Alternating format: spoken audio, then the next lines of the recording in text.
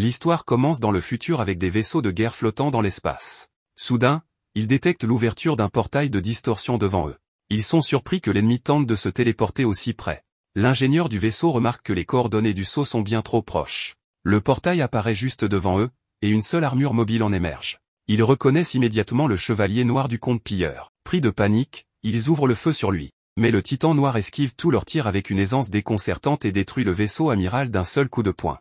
Il se lance ensuite dans un combat contre les chevaliers mobiles environnants, les éliminant en un instant. Il anéantit un autre vaisseau avec un seul coup de son épée mécanique. Les adversaires lui semblent trop faibles, n'existant que pour devenir ses proies. Il leur ordonne de se battre pour leur vie et de remplir leur rôle. À ce moment-là, sa servante, Amaji, le contacte et lui demande s'il va bien. Il la rassure et la remercie pour son plan, révélant qu'il a pu se téléporter à la position idéale grâce à elle. Il lui demande alors de montrer ce que le reste de leur force peut faire. Amaji comprend et donne l'ordre de déployer leurs troupes. Dès qu'elles entreront dans le champ de bataille, elles ouvriront le feu en suivant les directives de leur maître, Liam. La commandante des unités mobiles, Christiana, demande l'autorisation de débarquer, et Amaji la lui accorde. Cependant, elle l'informe que le taux de succès du saut est en chute libre. Christiana n'en tient pas compte et exige de passer quand même, prête à tout pour protéger Liam. Elle traverse avec succès le portail et rejoint son maître. Liam lui reproche son retard, et elle s'excuse avant d'annoncer qu'elle va s'occuper des ennemis mineurs à présent. Le combat fait rage.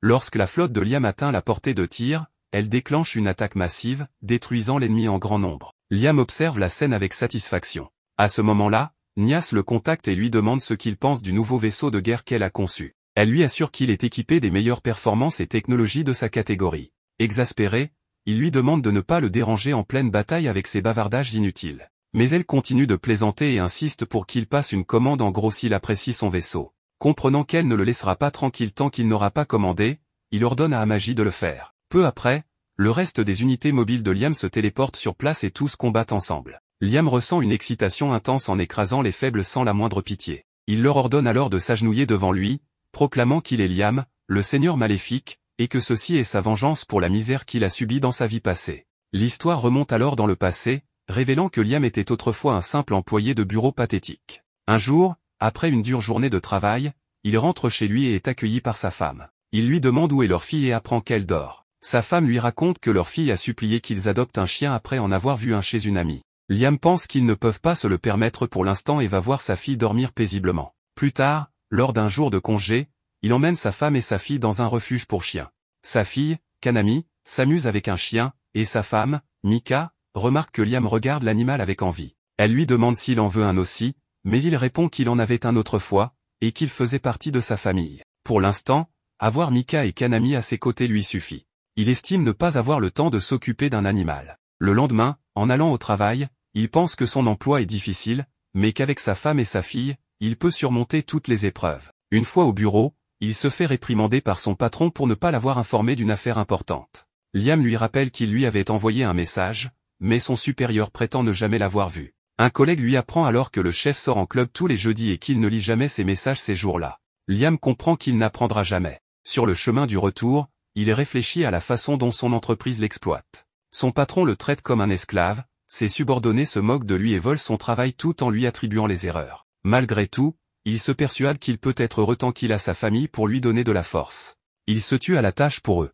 Un jour, alors qu'il se rend au travail, il reçoit un message de son ami Nida lui signalant la sortie prochaine d'un nouveau modèle de mecha, avec l'adresse d'un magasin où l'acheter. Pendant sa pause, il se rend dans ce quartier pour trouver la boutique, mais il aperçoit sa femme en train de discuter avec un autre homme. Il se méfie, car elle était censée emmener Kanami au club de sport ce jour-là. Refusant de douter d'elle, il se convainc qu'il doit y avoir une explication. Le soir, il lui demande comment s'est passé le club de sport. Mika répond que c'était génial et que Kanami a même gagné un combat d'escrime. Sa fille confirme avec enthousiasme, et Liam se dit que ce qu'il a vu devait être un malentendu. Le lendemain au travail, il constate que son ordinateur ne passe pas en veille. Il sort pour sa pause, suivant le conseil d'un collègue de sauvegarder son travail et d'éteindre la machine. Par curiosité, il retourne au même endroit que la veille. Cette fois, il voit sa femme et sa fille marchant aux côtés du même homme. Puis, sous ses yeux, Kanami appelle cet homme papa. Il fut surpris par cela. Il retourna à son lieu de travail en se demandant pourquoi sa fille appelait un autre homme père. Il essaya de se convaincre que ce n'était rien, mais son patron le réprimanda pour son manque de sérieux. Il expliqua que c'était parce que son ordinateur faisait des siennes et qu'il avait dû l'éteindre puisqu'il ne se mettait pas en veille. Son patron lui ordonna alors de ne pas le mettre en veille du tout. Il rétorqua qu'il devait le faire pour des raisons de sécurité lorsqu'il prenait une pause.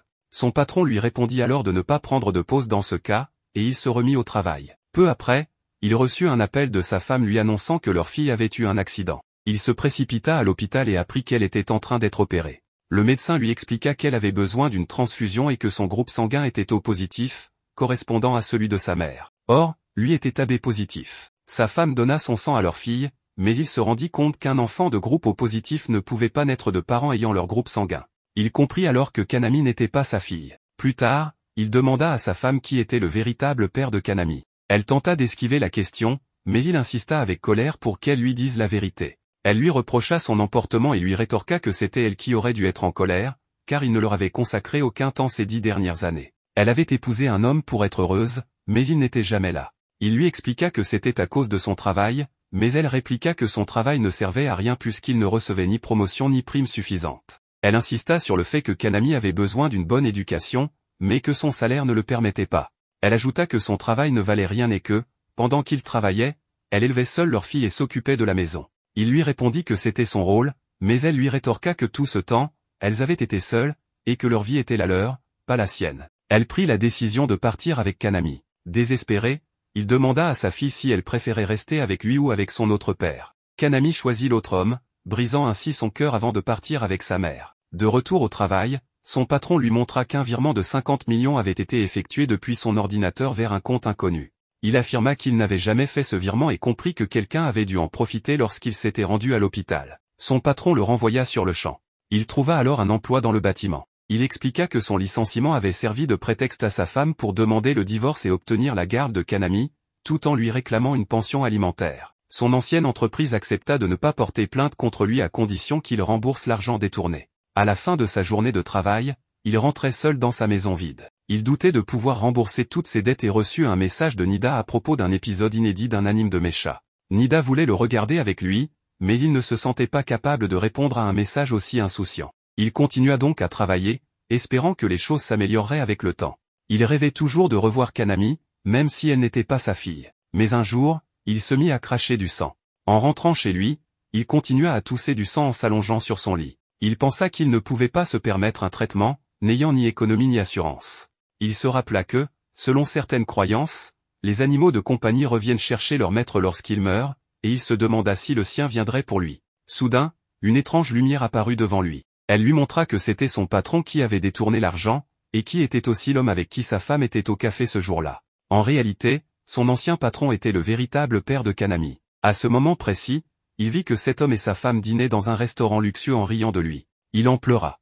Il pria pour que tout cela ne soit qu'un cauchemar, mais un homme apparut devant lui et lui dit que c'était bien la réalité. L'homme lui expliqua qu'il avait passé sa vie à travailler dur, mais qu'elle n'avait été qu'un tissu de mensonges. Il lui demanda s'il comptait laisser ces gens s'en tirer après tout le mal qu'ils lui avaient fait. Il refusa de les laisser s'en sortir impunément et décida de se venger. L'homme apprécia la haine dans son regard et se présenta comme étant un guide. Il expliqua qu'il avait développé un intérêt pour lui car il était un homme bon. Mais le protagoniste réalisa que vivre en homme bon ne lui avait rien apporté. Il aurait dû penser à son propre bonheur dès le départ. Le guide se réjouit de voir toute cette colère en lui. Le protagoniste déclara que, s'il avait une autre vie, il ferait tout ce qu'il voudrait, sans se soucier des autres. Le guide lui annonça alors une bonne nouvelle, il pouvait le réincarner dans un autre monde. Il lui demanda quel type de monde il souhaitait. Il choisit un monde avec des robots et de la magie, car il avait toujours aimé les histoires de mecha. Le guide lui expliqua que ce monde était gouverné par des nobles et des rois et lui proposa de le réincarner en comte, dirigeant une planète. Cette perspective réjouit le protagoniste, qui signa un contrat avec le guide. Il fut alors transporté dans l'autre monde, décidé à ne plus jamais sacrifier son propre bonheur. L'histoire revient ensuite au présent, où nous découvrons que notre protagoniste s'est réincarné en un garçon nommé Liam, vivant dans le système Arcaio. Il a actuellement 5 ans et explique qu'il est le fils unique du souverain de ce système, le comte Banfield. Il réside sur la planète Hydra. Lorsqu'il rentre chez lui, sa mère le félicite pour son 5e anniversaire et lui annonce qu'elle a un cadeau spécial pour lui. Ensemble, ils se rendent dans une autre pièce où Liam découvre un immense paquet cadeau. En le déballant, il trouve à l'intérieur une petite boîte suspendue. Sa mère lui explique qu'il s'agit d'une commande pour un robot doté d'une intelligence artificielle. Dès qu'il prend la boîte, il aperçoit des échantillons d'yeux et sa mère lui dit qu'il peut personnaliser chaque partie du robot selon ses goûts et ses besoins. En parcourant les options de personnalisation, il se rend compte qu'il peut également modifier d'autres parties du robot, y compris certains détails anatomiques qui le mettent mal à l'aise. Sa mère le rassure en lui disant que ces éléments ne seront présents que s'il les sélectionne. Elle l'exhorte à bien choisir, car il pourrait le regretter plus tard. Son père arrive alors et lui annonce qu'il lui a également préparé un cadeau, il va lui céder son domaine ainsi que tout ce qu'il contient. Liam réalise avec stupeur qu'il va devenir comte. Son père confirme et ajoute que lui et sa mère iront vivre sur la planète impériale après lui avoir tout légué, afin qu'il puisse gérer ses terres en toute autonomie. Il lui demande de leur envoyer une allocation pour vivre paisiblement, ce à quoi Liam consent avant de signer un document officialisant son nouveau titre. Ses parents, ravis, le proclament comte du domaine avant de partir immédiatement, lui laissant son robot IA pour s'occuper de lui. Liam est stupéfait d'avoir acquis autant de pouvoir et d'influence en un instant. Il repense à sa vie passée, où il s'est senti exploité. Cette fois-ci, il décide de devenir un seigneur maléfique qui exploitera ses sujets. Il remercie le guide, car tout cela est possible grâce à lui. Pendant ce temps, dans son ancien monde, on retrouve le guide assis près de son cadavre. Il commente que des personnes aussi malchanceuses que lui sont monnaie courante et rit de son désespoir, espérant tirer encore plus de divertissement de sa femme. La scène se déplace ensuite vers la femme du protagoniste, qui se trouve dans un restaurant avec son patron. Elle ne ressent aucune tristesse pour son mari décédé et estime même qu'elle mérite de la compassion pour avoir perdu des années à ses côtés. Elle demande à son patron ce qui va se passer pour eux, mais à ce moment-là, des policiers entrent pour arrêter le patron, l'accusant de détournement de fonds et d'avoir fait porter le chapeau à quelqu'un d'autre. Il est arrêté sous ses yeux, la laissant abasourdie sur son avenir incertain. Le guide déclare qu'elle ne goûtera plus jamais au bonheur et qu'elle est désormais seule, car l'homme qu'il aimait est mort. Le guide revient ensuite près du cadavre du protagoniste, se réjouissant de devoir guider son âme. Il sait qu'une fois que ce dernier comprendra la situation, il sera trop tard. Il pleurera, envahi par l'injustice et la haine, et toute cette négativité nourrira le guide. Il explique que la durée de vie dans l'autre monde est bien plus longue, ce qui signifie que le protagoniste souffrira plus longtemps, offrant ainsi au guide un divertissement sans fin. Puis, il disparaît à travers une porte, poursuivi par un esprit animal. Dans le Nouveau Monde, nous assistons à une attaque de pirates de l'espace contre un vaisseau appartenant à Liébé. Cependant, l'équipage riposte sous le commandement de la princesse chevalier de Liébé, Christiana, première princesse du Saint-Royaume de Liébé. Elle abat à un les chevaliers mobiles ennemis, tandis que son équipage parvient à éliminer une grande partie de l'armée des bandits, les forçant à battre en retraite. Malgré cela, les troupes royales poursuivent les pirates pour s'assurer qu'ils ne reviendront jamais menacer leur royaume. La scène revient ensuite à Liam, qui reçoit enfin sa domestique IA. Il remarque qu'elle est emballée comme un modèle de méca et se demande si c'est normal. Son majordome lui explique que oui, car cela garantit une protection optimale grâce à un champ de stase. Liam cherche à savoir comment ouvrir l'emballage, et son majordome lui dit qu'il est sécurisé par un système nécessitant ses données biométriques. D'un simple toucher, Liam active le mécanisme et découvre sa domestique IA, nommée Amy. Son majordome lui explique qu'elle sera son aide personnelle à plein temps et nécessitera un entretien hebdomadaire de 2 heures. Il ajoute qu'elle sera entièrement à son service, tout le temps. Curieux, Liam touche sa poitrine pour vérifier si elle est aussi douce qu'il l'avait spécifié dans les paramètres. Son majordome est surpris par ce geste, mais Liam explique qu'il ne fait que vérifier la conformité du produit. Il décide alors de l'emmener dans sa salle de jeu, malgré les tentatives de son majordome pour l'en dissuader. Il s'enferme avec Amy dans la pièce. Par la suite, on le voit plus à l'aise avec elle, lui demandant un massage. Pendant qu'elle s'exécute, il lui demande si elle prend des bains. Amy lui répond qu'elle se nettoie durant son entretien, mais que cela prendra un certain temps. Le majordome est étonné de voir à quel point Liam semble s'être rapproché d'Amy en si peu de temps, alors qu'il était nerveux auparavant. Il se demande ce qui s'est passé dans la salle de jeu. Liam lui dit de ne pas s'en inquiéter et lui rappelle qu'il a peut-être 5 ans physiquement, mais qu'il a l'esprit d'un homme de 36 ans. Le majordome lui rétorque qu'un homme de 36 ans reste un enfant à ses yeux. Amaji intervient pour expliquer que, dans l'Empire, l'âge adulte est fixé à 50 ans et que la plupart des gens vivent jusqu'à 100 ans avant d'être considérés comme adultes. Elle ajoute qu'il est courant que les individus vivent entre 500 et 600 ans. Liam comprend alors que, grâce à cette longévité accrue, il aura tout le temps nécessaire pour accomplir une multitude de projets. Le majordome lui dit de ne pas passer trop de temps avec l'IA, car l'Empire déteste fondamentalement les intelligences artificielles. Il l'avertit que s'il est vu en train de se rapprocher de cette poupée, de mauvaises rumeurs risquent de se propager à son sujet. Liam lui demande d'expliquer davantage, et le majordome lui raconte que l'humanité a failli être anéantie par les IA. À une époque, ces dernières ont pris le contrôle de la civilisation et ont mené l'humanité au bord de l'extinction. Cependant, un groupe de personnes a courageusement combattu ces IA et a fini par remporter la victoire, permettant à l'humanité de retrouver sa place légitime. Ce sont ces combattants qui ont fondé l'Empire, et c'est la raison pour laquelle l'Empire n'aime pas les IA. Liam se demande alors pourquoi sa mère lui a offert un robot IA dans ce cas, mais le majordome refuse de lui répondre. Liam insiste en lui rappelant qu'il est désormais son maître et exige la vérité. Le majordome lui révèle alors que ses parents l'ont abandonné et ont fui. Liam se demande ce qui les a poussés à fuir, et le majordome lui explique qu'ils étaient accablés par d'énormes dettes. Il mentionne que son arrière-grand-père, Alistair, était un souverain qui avait apporté la prospérité au domaine de la famille Banfield, mais qu'il avait échoué à bien éduquer ses héritiers. Depuis, le domaine a décliné sous la gouvernance de son grand-père et de son père. Liam s'inquiète alors pour son rêve de devenir un seigneur maléfique qui exploite son peuple. Le majordome lui explique que tous leurs créanciers possèdent désormais le droit d'exploiter les ressources de leur planète frontalière, et que leurs industries se sont effondrées, entraînant une chute des recettes fiscales. En conséquence, ils n'ont aucun moyen de rembourser leurs énormes dettes, et la situation ne fera qu'empirer, ce qui surprend Liam. La scène se déplace ensuite dans une taverne de son domaine, où les habitants apprennent que leur nouveau seigneur n'a que 5 ans.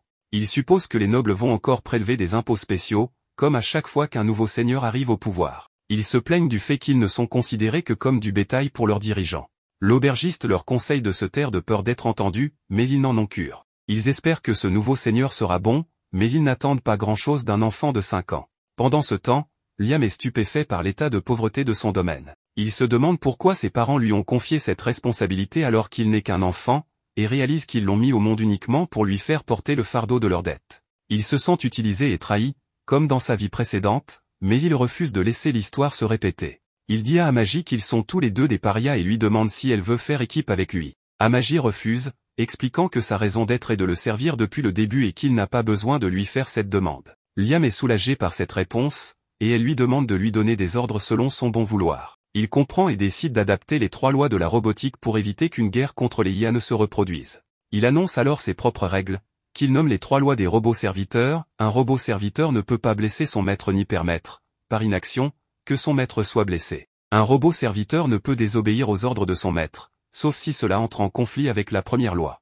Un robot serviteur doit protéger sa propre existence tant que cette protection n'entre pas en conflit avec les 2 premières lois. Amaji comprend et accepte ces lois. Liam lui demande ensuite si elle a des idées pour revitaliser son domaine. Elle répond que, puisqu'elle est une IA, ses idées risquent d'aller à l'encontre des philosophies de l'Empire. Toutefois, elle est équipée de fonctions qui peuvent l'aider à gouverner. Elle lui propose son assistance administrative. Liam avoue qu'il ne sait rien de la gouvernance et lui demande si elle peut quand même l'aider. Elle lui conseille alors d'utiliser une capsule éducative, expliquant qu'en 6 mois, il pourra assimiler 10 ans de connaissances et renforcer son corps. Liam s'inquiète de savoir qui dirigera son domaine pendant son absence.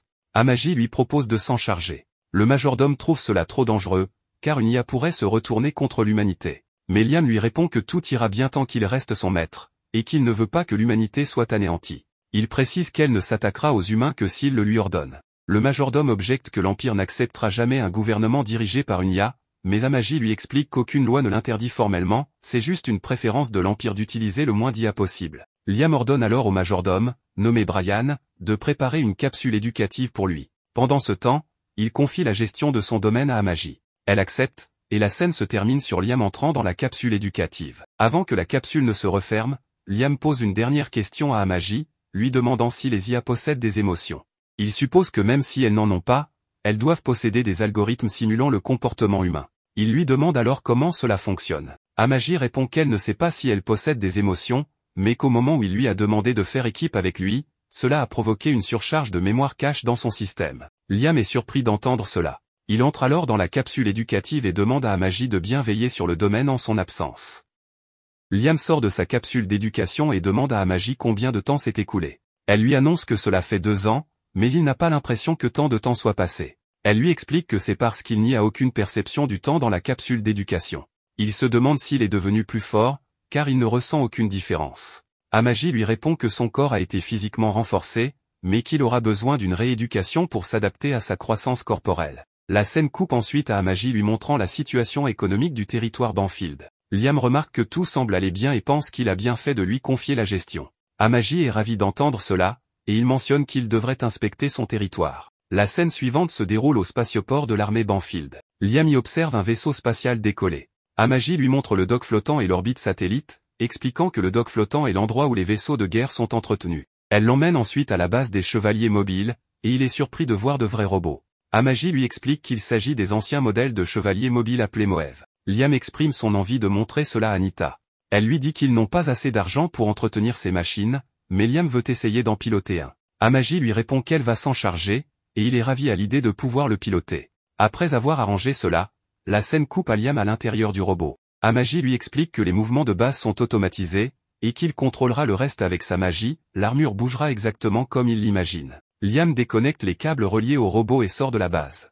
Il se demande si ce robot a des armes, mais Amaji lui dit qu'elles ont été retirées pour sa sécurité. Il veut essayer de combattre quelqu'un aux commandes de l'armure, et Amaji organise un duel. Le capitaine Masta de son armée vient alors l'affronter. Il croise le fer, et Liam parvient à vaincre Masta en un seul coup. Réalisant qu'il vient de l'humilier, Liam lui demande de le combattre sérieusement. Cette fois-ci, Masta le terrasse à main nue, ce qui surprend Liam. Amaji lui explique que le contrôle magique fonctionne en imaginant les mouvements, et que cela reflète les compétences réelles de combat du pilote. Plus tard, Liam dit à son majordome qu'il souhaite avoir un maître d'armes pour devenir plus fort. Son majordome lui répond que ce n'est pas nécessaire, car il n'aura pas besoin de se battre. Mais Liam insiste pour qu'il lui trouve un professeur. Il pense que s'il veut devenir un seigneur maléfique, il devra écraser et opprimer les autres, et pour cela, il a besoin de puissance. La scène coupe ensuite à sa rencontre avec son maître, qui se présente comme Yasushi, maître de la voie de l'éclair. Liam est enthousiaste, trouvant qu'il ressemble à un épéiste de drame historique. Il explique qu'il a fait appel à lui car il voulait le meilleur maître d'escrime. Yasushi déclare que son école cherche sans cesse à être la meilleure de l'univers, mais que personne n'a encore atteint le sommet. Il enchaîne sur un discours pompeux sur l'excellence pour se donner un air profond, mais Amaji le trouve suspect. Cependant, notre héros naïf tombe dans le panneau et pense qu'il s'agit d'un maître détaché du monde. Pour le tester, Liam lui demande une démonstration de ses compétences. Sur le terrain d'entraînement, Yasushi annonce qu'il ne montrera la technique qu'une seule fois, demandant à Liam d'apprendre ce qu'il peut en l'observant. Liam demande à Amaji d'enregistrer la démonstration. Yasushi exécute alors une technique appelée éclat, tranchant plusieurs rondins d'un seul coup. Liam est impressionné et demande à Amaji ce qui s'est passé. Après vérification de l'enregistrement, elle lui annonce qu'il n'a jamais réellement dégainé son épée. Liam se demande si Yasushi était si rapide que la caméra d'Amaji n'a pas pu capturer son mouvement. Il lui demande de faire de lui son disciple, et Yasushi accepte. Plus tard, dans la nuit, Yasushi retourne sur le terrain d'entraînement et révèle qu'il a simplement utilisé une astuce pour tromper Liam, les rondins étaient coupés dès le début. Il n'en revient pas de voir à quel point Liam a été facile à duper. Ailleurs, la scène coupe à la princesse Christiana qui est venue négocier la paix avec le chef des bandits qui les ont attaqués plus tôt. Ce dernier, nommé Gauze, est surpris de voir qu'elle ne montre aucun signe de peur. Christiana lui demande de faire attention, car si quelque chose lui arrivait, la flotte de l'Alliance les écraserait. Cependant, Gauze lui révèle qu'il est en réalité celui qui a fait venir l'Alliance ici. La princesse reçoit alors un appel de sa planète natale, Mysteria, et apprend qu'une flotte de vaisseaux pirates s'approche. Gauze lui explique que l'Alliance n'est pas vraiment de leur côté, car certains de ses membres n'aiment pas leur pays. La flotte de l'Alliance pointe alors ses armes vers son vaisseau. Gauze révèle que convaincre l'Alliance lui a pris du temps, mais qu'au final, tout est une question d'argent. Il lui dit de l'écouter si elle tient à sa planète. La scène revient à Liam s'entraînant avec son maître. 3 ans se sont écoulés depuis qu'il a commencé son apprentissage.